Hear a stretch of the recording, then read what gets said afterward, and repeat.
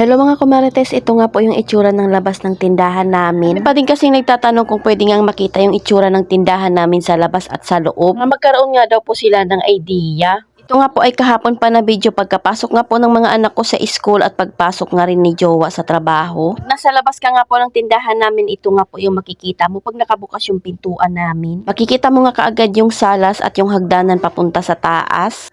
Dito naman nga po yung aming kusina at yung sa tabi naman nga po niyan ay yung CR namin. Hapon nga rin po ay naglinis ako dito at nag-refill na nga rin po ako ng mga ingredients. Pag nakatayo ka naman nga po sa tindahan, ito nga rin po yung makikita mo. Nakaraan nga po ay nasira nga rin po yung pailaw namin doon sa may kusina, kaya sabi ko nga kay Jowa ay ayusin niya na. Pag nakatayo ka naman nga po sa kusina ay ito nga po yung makikita mo, yung tindahan na. Mas maganda rin talaga tingnan pag nakaayos nga po yung tindahan. Kaya pag wala talagang customer, ito nga po yung madalas kong ginagawa. Ito naman nga po yung pinaka-itsura ng aming kusina. Lagi nyo naman itong nakikita ko, Marites. At gumagana na nga po yung lead light namin dyan. Nag-refill nga po pala ako ng soft drinks nung umaga dahil meron nga pong dumating na.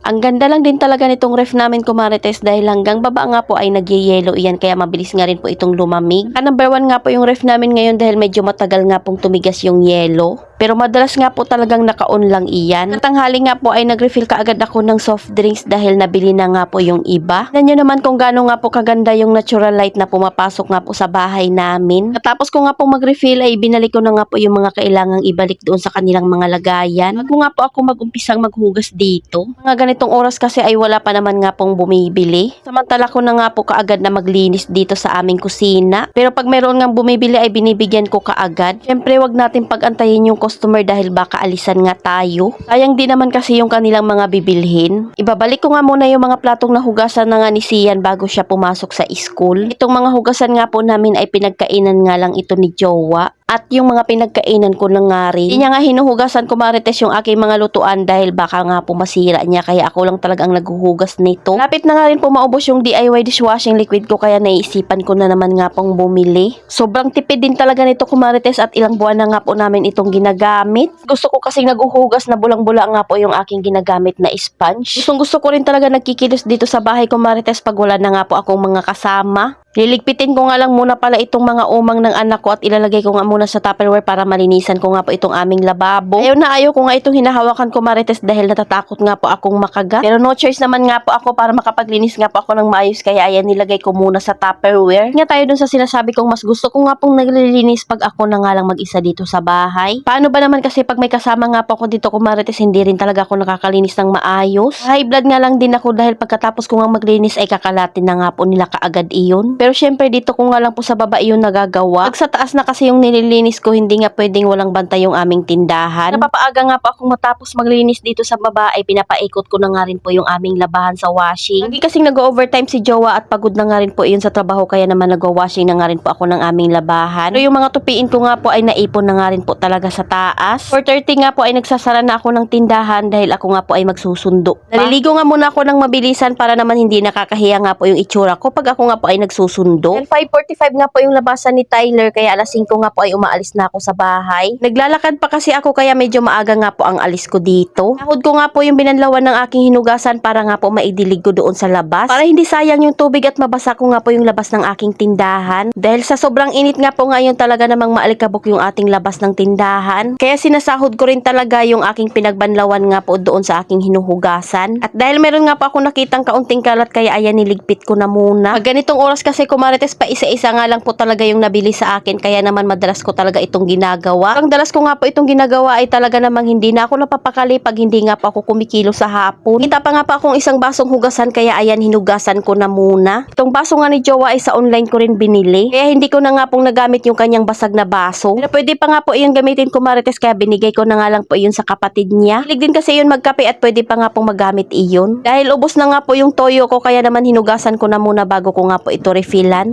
Gusto ko talaga itong lagayan ng toyo namin dahil hindi talaga ito pinapasukan ng insekto. insekto. Kaya po kagaya ng isa kong lagayan ko Marites na yung suka namin ay madalas kong nakikitaan ng insekto. Saan punong-puno pa nga po yung lagayan ay no choice nga po akong itapon. So ayan, inumpisahan ko na nga rin pong mag-refill ko Marites. Tingnan nyo naman at kaunti na nga lang po yung mga laman nito. Tagal din naman maubos ito ko Marites dahil tingnan nyo naman at ang lalaki nga rin po nito. Basta pag Friday na nga po ay talaga namang nag-uumpisa na akong maglinis at magbawas ng aking mga gawain. Para pag Saturday nga po ay sa taas na nga lang yung aking aasikasuhin. Dinilit ko nga po muna yung una kong post ko Marites dahil bawal nga po yung ginamit kong music. Kaya nga po yung reaction pero wala nga po akong choice. Kailangan kong amburahin kisa nga po magkaroon ng violation itong aking account. Hindi talaga madali ang pagiging content creator. Kasi maliban sa pagbibidyo-video nga po ng aming mga ginagawa ay kailangan pa nga po namin i-edit iyon. Para habang nanonood nga po kayo sa aking video ay hindi naman kayo maboring. Para hindi nga po masayang yung pag-edit nga po ng video ay kailangan din talagang bantayan. Para kung meron nga pong violation ay mabura nga po kaagad iyon. Kaya nga po nitong aking in-upload ay bawal nga po yung music na ginamit ko. Tapos ko nga po mag-refill sa condiments ay diretso nga po ako dito sa salas. Maglilinis nga po ako dito. Dahil ko na nga po yung mga nakakalat sa lamesa namin. Wawalis nga lang po ako ng kaunti dito dahil kaunti lang naman yung alikabok dahil madalas nga rin po akong nagwawalis. Napunasan ko nga lang po ng down na itong aming linoleum gamit nga po ang basahan. Para syempre lagi nga pong malinis at masarap nga rin pong humiga dito. Sa sobrang higpit nga po ni Meta ay talaga naman yung ibang content creator nga po ay sumusuko na sa paggawa ng content. Kaya kung gusto mo talaga maging content creator ay kailangan mo talaga malaman kung ano nga po yung mga policy niya. Minsan kasi kung kailan mataas na nga po yung mga views mo at saka yung followers mo ay saka nga po lalabas yung iyong mga violation. Kaya hanggat maaari ay original content lang po talaga yung ina-upload ko. So ayan, at natapos na nga rin po ako maglinis ko Marites. Lalabas kasi ay umaga pa lang naglilinis na talaga ako dyan para mas maganda nga po tingnan yung harap ng tindahan namin. Sarap na naman nga pong tumambay at umuupo sa malinis nga po na paligid. Kaya pagdating nga po ng Saturday ay yung gagawin ko na nga lang pong lilinisan ay doon sa taas namin. Kasi tingnan nyo naman kung gaano na nga po kaaliwalas yung aming bahay. Kapag kaunti pa nga po yung kalat ay inaagapan ko na talaga iyan. Yung mga gamit nga po na hindi naman kailangan ay itinatago ko nga po iyon para kaunti lang yung gamit na nakalabas.